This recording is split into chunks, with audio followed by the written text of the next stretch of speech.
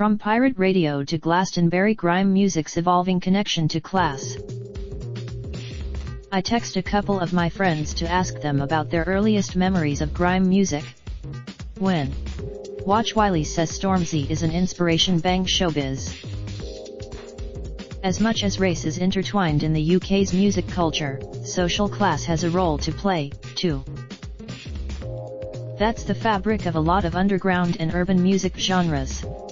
It's irrevocably rooted. Sociologist and author Dr. Joy White has dedicated a huge amount of her work to grime, and her knowledge of the urban music landscape is extensive. Over her years Obviously, the selective sidelining of black culture which flourishes within inner-city communities doesn't disappear with a few awards, radio plays and headline festival slots. But as we continue, it undoubtedly has a lot to do with grime's general visibility beyond the estates, playgrounds, and chicken shops where so many of us in London would Bluetooth songs to each other.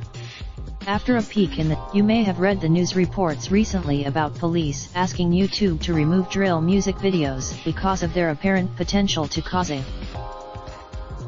Dr. White adds when Gallery EE and Stormzy light up London's skyline to switch on UK's first 5G network mirror.